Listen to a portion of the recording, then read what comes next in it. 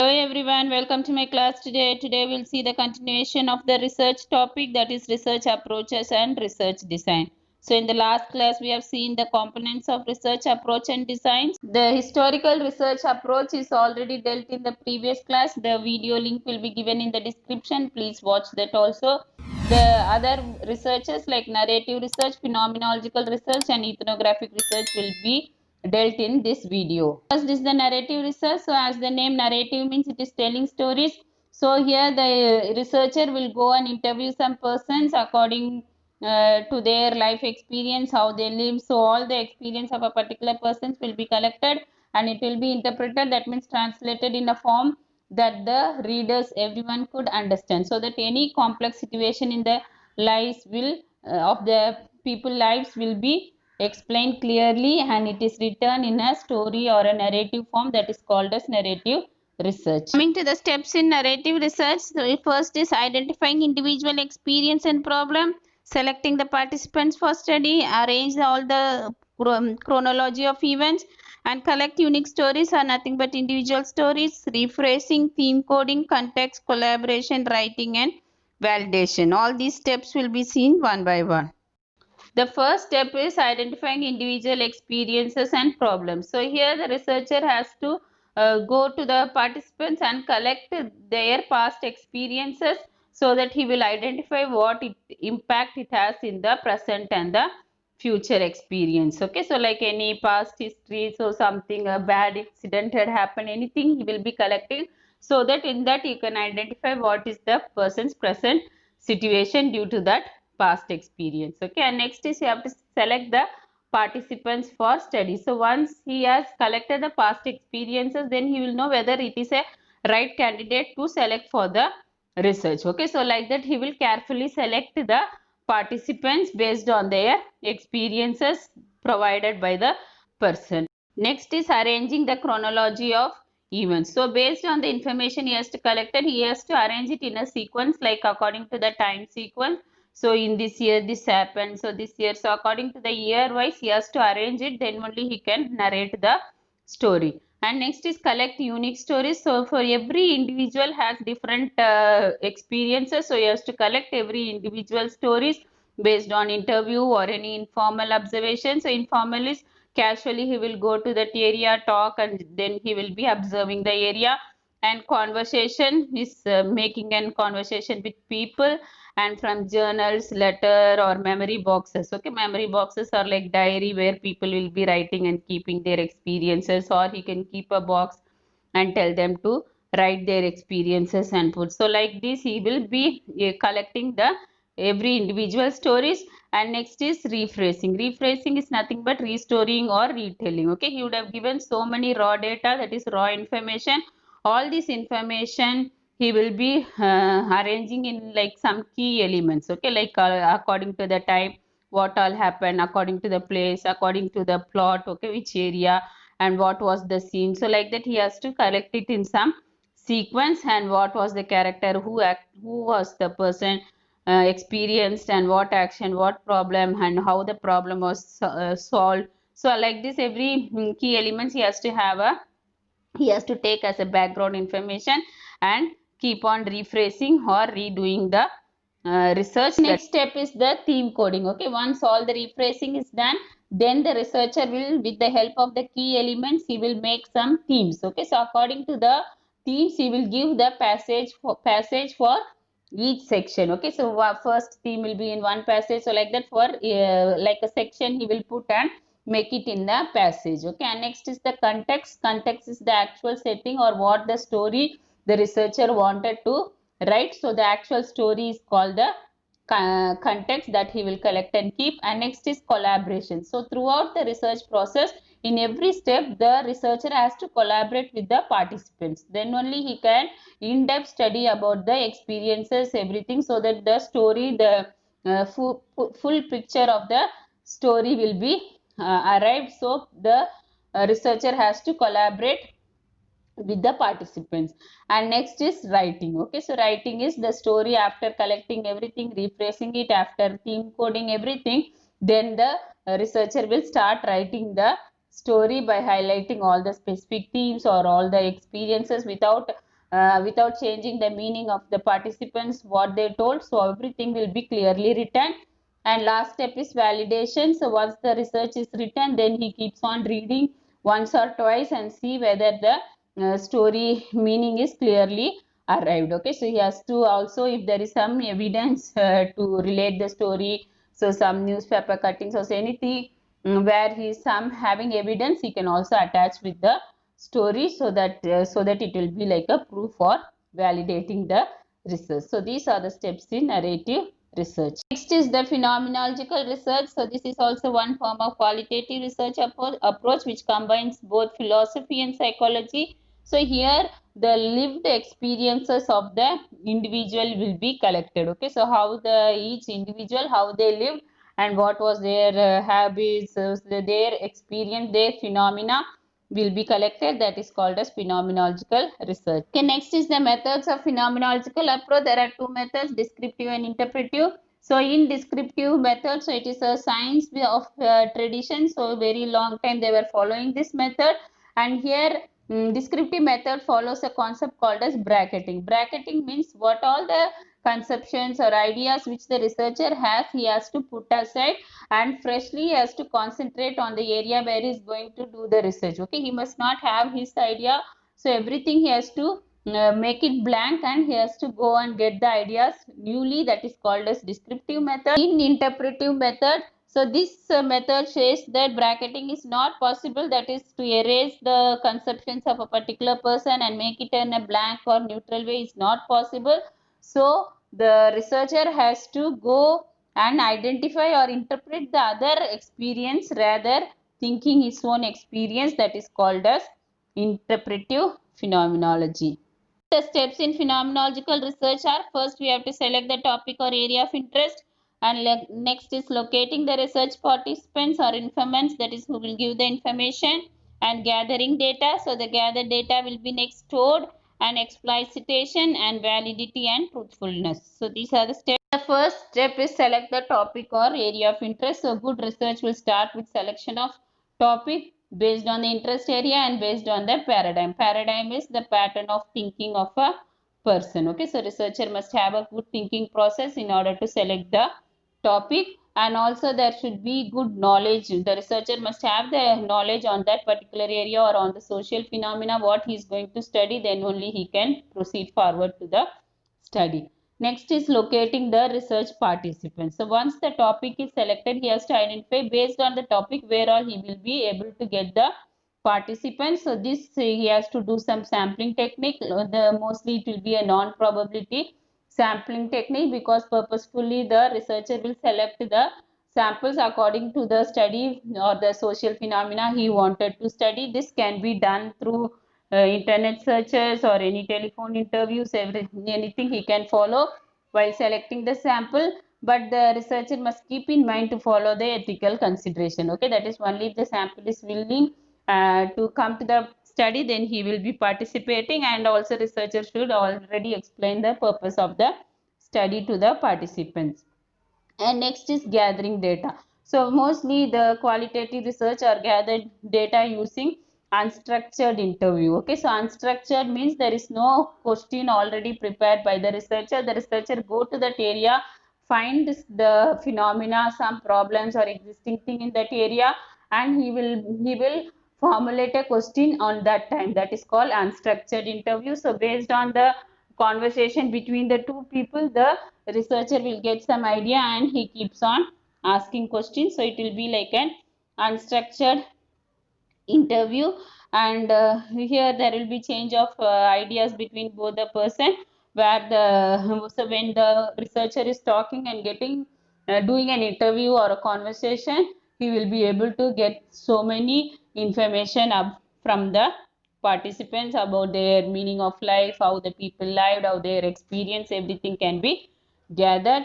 That is called as gathering data. Next step is storing data. So storing data, the collected data can be stored in the form of observational notes, that is on the field when the researcher is having an interview with the person, he can observe the certain things that is happening in and around, then he can make a notes.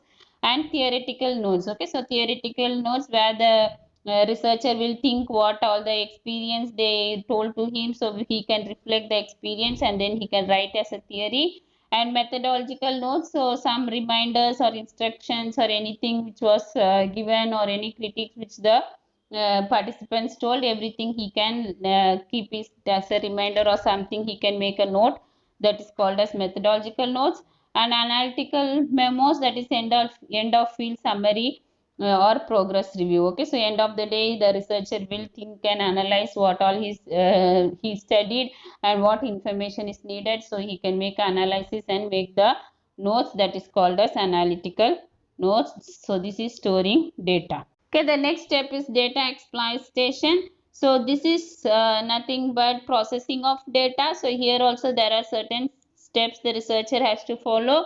So first step is the bracketing and the phenomenological reduction. Okay, so this means nothing but it is purely subjective of the researcher, and the researcher has to deliberately or purposefully he has to find the meaning of the phenomena. Phenomena is nothing but what the researcher has gone and got through interview process, he would have collected and stored the data.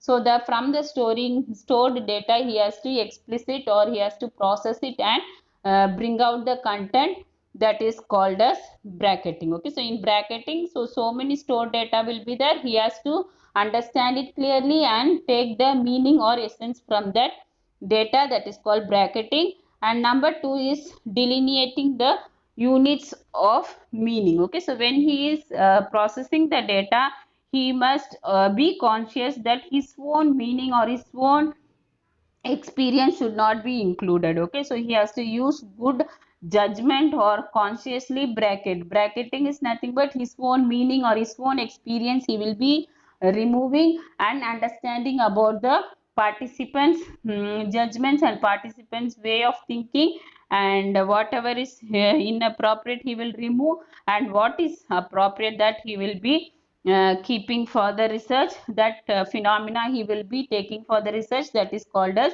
delineating units of meaning. Okay, and next is clustering units of meaning to form themes. Okay, so he now after delineating he has to cluster it is divide it into certain this. Okay, so which all will give good essence. Okay, which phenomena the researcher has studied from the area, so which all the phenomena has good themes or which content is based on the researcher's study or researcher's problem, based on that, and which theme is giving the holistic content. Holistic is on the whole it is giving information about the research. So according to the judgment and skill of the researcher he will be clustering is dividing based on the themes.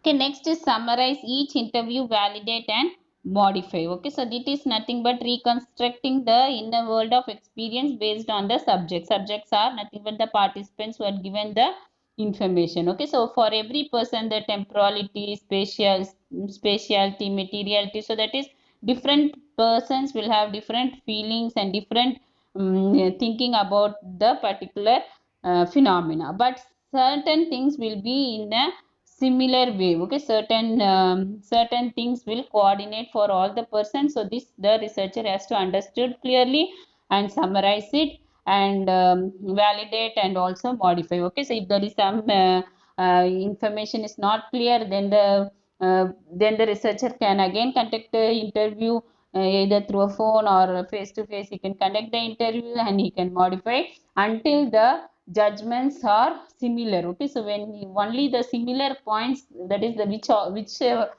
things will coordinate for the experiences or the phenomena, that he will collect. And finally general and unique themes for all the interviews and composite summary. Okay, so he has to see what is the unique theme which is present in all the participants, that he will take and outline it with points like 1 2 3 4, so like that he can make points, and that he will be giving, the researcher will be writing it the themes, and as well as some individual variations are there, that also he will be mentioning. So that is the composite summary. Okay, so on the whole he will be summarizing the content. The final step in the phenomenological research process is validity and truthfulness. So every qualitative research must provide the truth. Okay, so it has to achieve the truth. So this can be, the truth can be validated by audio recordings. Okay, if the researcher had the audio recordings during the interview, that he can play and see whether the content which has written, everything is clear, and it also have the valid content. And again, bracketing during the transcription of the interview. Okay, so whenever he is thinking about the interview, he should also be conscious about bracketing. Bracketing is his own experience should be avoided. Like this, he have to transcript the interview. So at that time also this can contribute to the truth. And again, he can take whatever research he has made, the text copy, he can give it to the subject is participant, so that they can read and see whether the phenomena which was studied was truth. Okay, so like that, finally the researcher who is doing the qualitative research must validate the research, is called validity and truthfulness.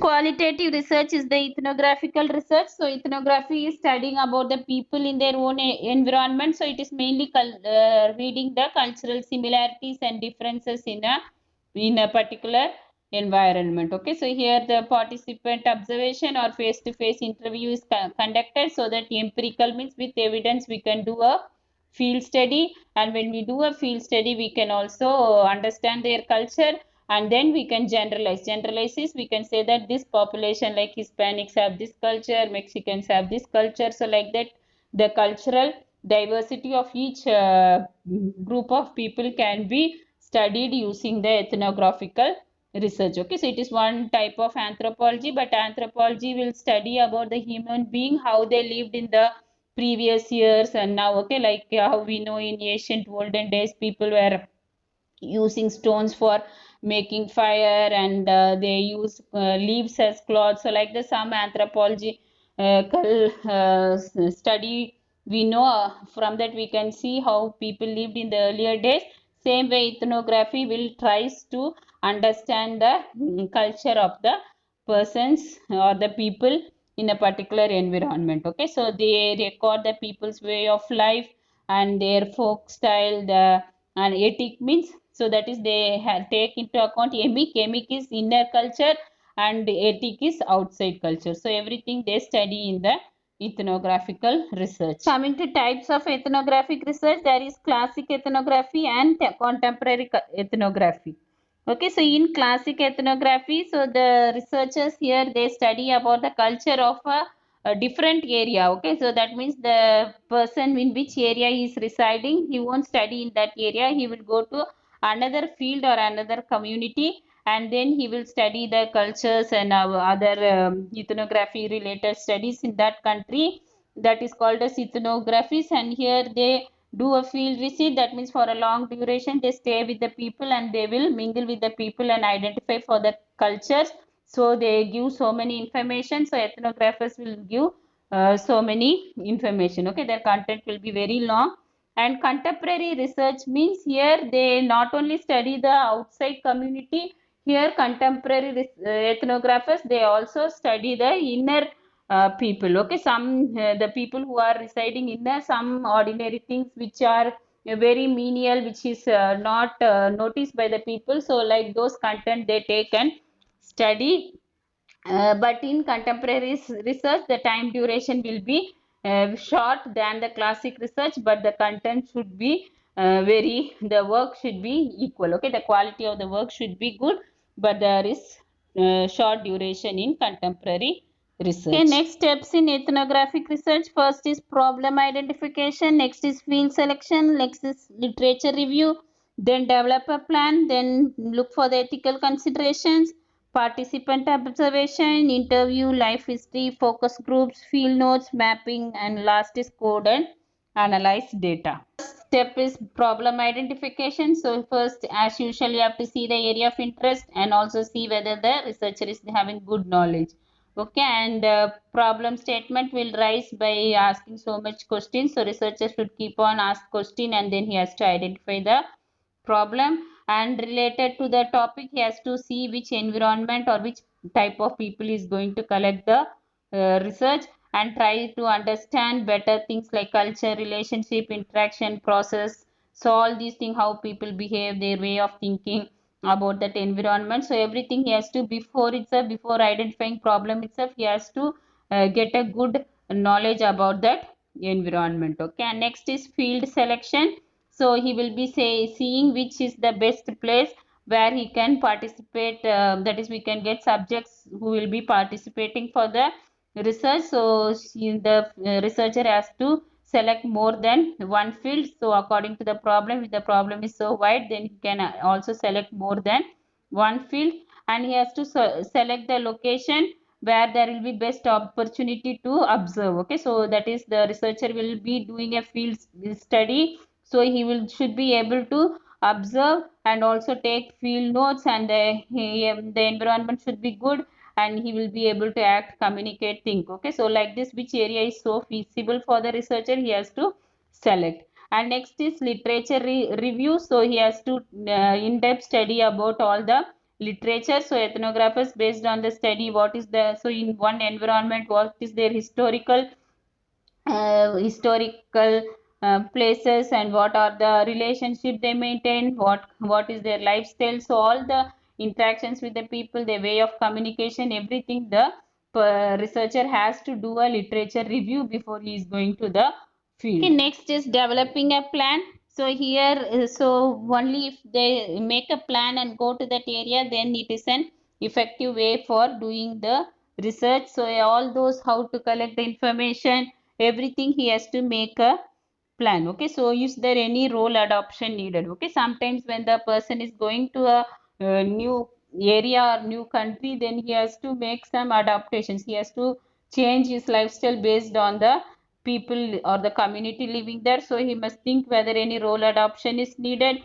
So whether he want to do a participant observe, like if we want to people to know that he is doing the research, or without knowing itself he will do. Okay, because sometimes, because he is reading about the culture and lifestyle, sometimes people may change if they know that someone is observing. Okay, so he must be clear whether he wanted to do the observation by knowing the people, or whether informing to the people, or without information he will do the research. If he is doing without information, then what all the ethical considerations are needed to observe and collect the data. So all those things he will be planning previously.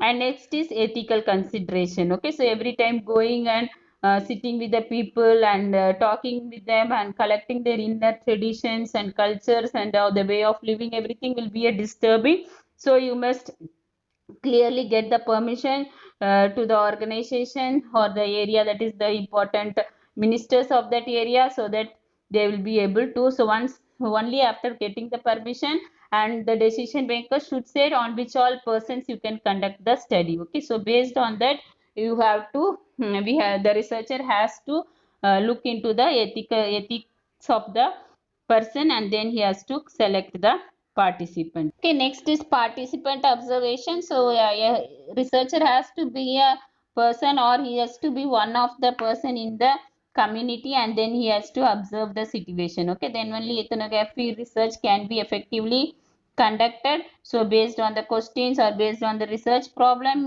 he has to effectively mingle with the persons there, and what type of things he want to collect, everything he has to sit with the participants and collect the information. Okay, and always he has to be objective. Objective means you have to observe and participate. Okay, he should have a keen observer, so that he will be observing everything in that happening in that area, how the people live, so their culture, lifestyle, etc. While he is observing the area, he must make running notes or some things which he has to remember, any feelings, any specific things are there, he has to make notes and or record it in the mind, so that later he can make the research. Okay, while he is writing the research, it will be useful.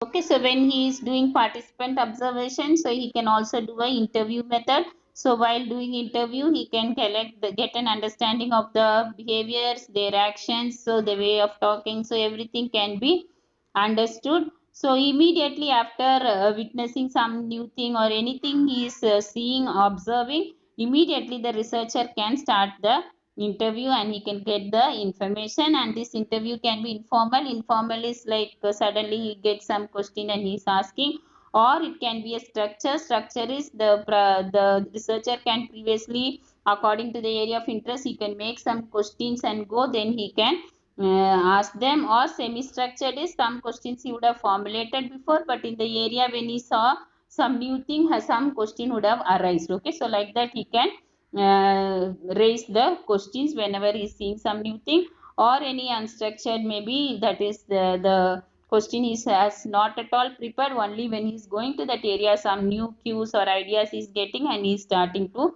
ask the question. Okay, so like that any type of interview he can maintain, he can do, and then collect the information and critically analyze and get the information based on the research problem, that is called interview.